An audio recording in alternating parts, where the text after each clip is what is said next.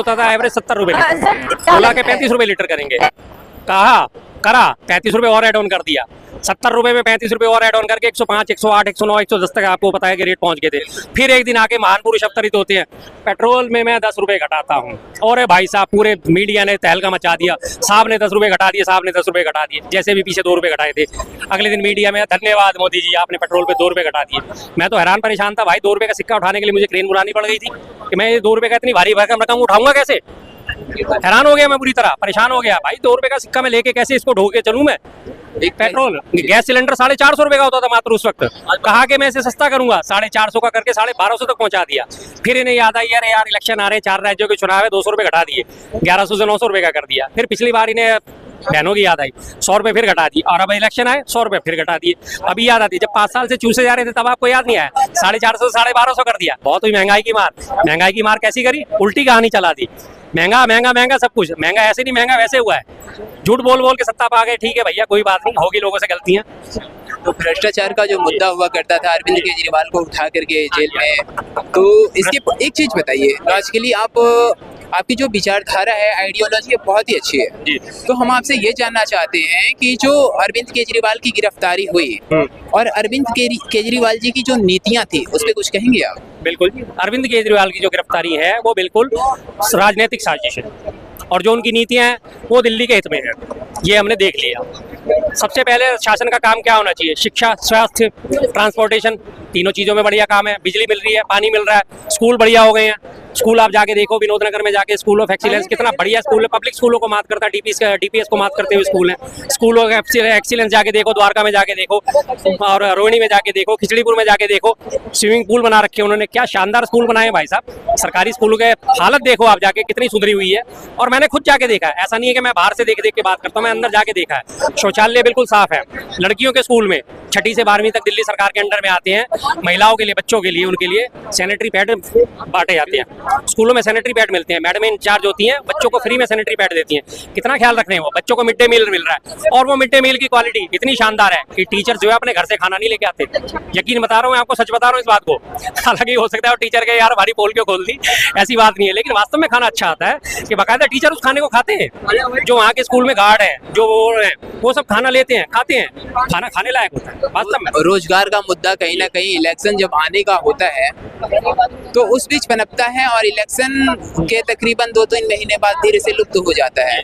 जिस प्रकार से बरसात के मौसम में मेढक बाहर निकल आते हैं, उसी प्रकार से ये सारे जो गरीबी, बेरोजगारी, ये ऐसे मुद्दे इलेक्शन के समय बाहर आते हैं और कुछ दिन बाद धीरे से चले जाते हैं बरसाती मेढक की तरह। इसमें देखिए जनता का कसूर है, सबसे बड़ी बात है, जनता अपने मुद्दों को उठाती है और फिर खुद ही भूल जाती है। आपने अभी पीछे देखा होगा यूपी में सरकार बनी, यूपी में जब सरकार बनी 2022 में चुनाव हुए थे, उससे पहले 2017 से लेकर 2022 तक यूपी में 7 पेपर जो है लीक हो चुके थे।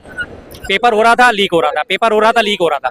वहाँ पे बच्चों को नौकरी नहीं मिल रही थी, क्योंकि पेपर होता था, लेके आते थे, लीक हो जाता था, पेपर कैंसिल हो जाता था, कंटिन्यू 7 बार। और वहाँ पे कम से कम 70-80 लाख अभ्यर्थी थे जो बार बार पेपर देने जा रहे थे, हर पेपर को अलग अलग वो दे रहे थे, लेकिन उसके बावजूद भी उन्हें जागरूकता नहीं है कि यार ये सरकार हमारा पेपर तो कराती है और बार बार लीक कर देती है, हमें नौकरी कहाँ से मिलेगी। उसके बावजूद भी उन्होंने जब 2022 में राम मंदिर के प्राण प्रतिष्ठा, उन्होंने कहा जय श्री राम, जय श्री राम, जो राम को लाए हैं हम उन्हें लेके आएंगे, वोट दे दिया, सरकार बना ली।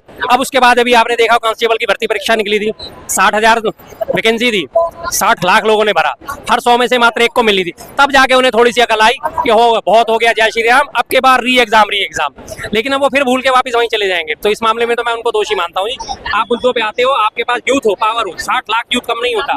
अगर उनके घर से भी आप देखा जाए कि हर घर में उनके माँ भी है, बाप भी है, भाई भी, बहन भी, कम से कम 3-3 वोट उनके घर में और होंगे, यानी कि 6 चौक 24, 2 करोड़ 40 लाख वोट बनते हैं। अगर वो 2 करोड़ 40 लाख वोट एक ही तरफ पड़ जाए तो ये सरकार कैसे नहीं तुम्हें रोजगार देगी, कैसे नहीं तुम्हारे को शिक्षा देगी, कैसे नहीं तुम्हारी तरक्की करेगी, कैसे नहीं सोचेगी, जब उस सरकार को पता है कि ये यूथ मुझे उखाड़ के फेंक देगा। क्यों नहीं, मैं मानता हूँ गलती उनकी है, सारी गलती उनकी है। बोले बच्चे गाली देंगे, मुझे देते रहेंगे, अंकल पता नहीं क्या बकवास करके, कोई बात रियलिटी है, जो वास्तविकता होती है वो जमीनी स्तर पे कहीं ना कहीं दिखाई देती है। सर एक चीज बताइए, मामूली सी चीज है। सर बिल्कुल बिल्कुल। देखिए, मैं शर्मा जी के काफी इनका वीडियो देखता हूँ, एक तथ्यों पे एक समझदार वाली बहस होती है ना, तो हम लोग विरोध समर्थन एक मैटर अलग है। मैं तो अपनी सरकारों से ये कहूँगा, आप कॉलेज बंद कीजिए, स्कूल बंद कीजिए, ये पढ़ाई लिखाई के खर्चे जो हम लोग बच्चों पे खर्चते हैं। सर मैंने कई बार शर्मा जी से भी बहस हुई है, हमारे बच्चे डॉक्टर हैं, डॉक्टर डिग्रियां लेके फिर रहे हैं, जो मतलब डिग्रियां लेके बच्चों का हमने ब्याजों पे कर्जा उठा के बच्चों को शिक्षा पढ़ाई कि बच्चों को आगे भविष्य होगा, तो वहाँ अमित शाह जी बयान देते पकौड़ा तलना भी सर रोजगार है। देखिए अब कौन सी पद अमित शाह जी मोदी जी क्या, ने बोला था, पुराना जी मोदी जी ने। चलो मेरे को ध्यान नहीं किसी ने, मोदी जी। पकौड़ा तलना भी रोजगार है सर। पकौड़े तलने के लिए बेसन चाहिए, आटा चाहिए, उसके लिए भी गैस सिलेंडर चाहिए, जगह चाहिए। जगह नहीं। पहली बात तो करप्शन, दिल्ली पुलिस का भी टैक्स लगना चालू हो गया सर। आप कहीं भी जाएंगे पहले उनको टैक्स देना चाहिए। तो ये मेरा कहने का मतलब एक निवेदन जरूर है भाई साहब, मैं अगर संविधान से अगर चलता हूँ, एक बार Delhi police, ED, CBI Kejriwal के अंडर में दे दो, जलेबी की तरह सीधा कर दे। सर नीतीश कुमार के ऊपर पलटू राम, एक शब्द में पलटू राम। बिल्कुल जी, खत्म कर ली उन्होंने अपनी राजनीति। देखिए राजनीति की समझ उनकी मेरे हिसाब से उनकी बहुत ज्यादा बड़ी होगी, बहुत ज्यादा समझदार होंगे वो मेरे से हजारों गुना समझदार होंगे। लेकिन जहां तक अब मैंने देखा मामले को, उन्होंने जो इस बार पलटी मारी है, इसके बाद उन्होंने अपनी राजनीति खत्म कर ली।